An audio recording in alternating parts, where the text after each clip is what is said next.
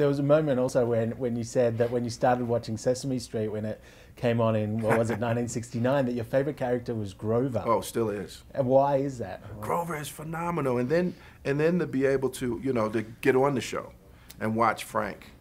Frank Oz is a genius. Not only is, you know, everybody knows him as a genius of directing, but right. I know him as a genius of puppetry. He could just move the character ever so slightly, and you get a different personality. Even through all of his characters, through Grover, Cookie Monster, you know, Bert, you know, Animal, Miss Piggy, all of those characters, he's a genius. And his mom and dad were puppeteers also. Oh, no way. Yeah. There's Kermit, obviously, just the word Kermit brings up images of green and just, you know, that wonderful, we used to do like the Muppet dance, you know, but like, but for you, Kermit takes on a whole nother meaning as well. Like, well, yeah, Kermit definitely takes on a whole nother meaning for me because I got to know the Kermit below. You know, Jim was very much like his character that everybody saw above.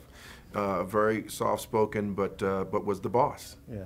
And he really, he directed us in certain ways, but he really let us have our own room. And, you know, it was really wonderful that way, and he was very supportive that way. And so by doing that and respecting us and trusting us, we wanted to give him like 110% more. Yeah. You know, so he was a great boss. What's really your favorite memory of Jim? His laugh. Oh my goodness, he would crack up. And it was normally when, you know, something that Frank did with, you know, with one of his characters or something, he would just crack up laughing.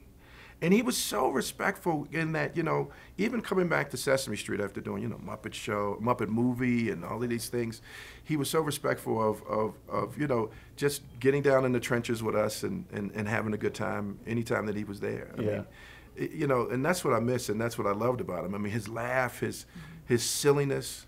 I always wished that Connie would have gotten to meet him because he was just a joy and a very respectful, very wonderful, very, you know, subdued, kind of like my father in certain ways. Just that really, you know, quiet.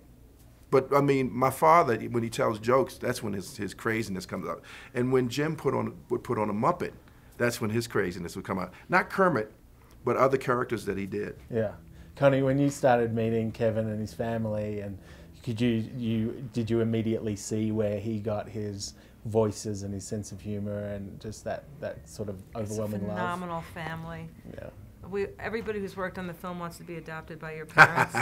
Miss Gladys and Mr. George. They're warm, funny, tight, supportive. It's a great family. Well, my mom and dad, my mom was a daycare mother, and so we always had other kids from the neighborhood in the house. Yeah.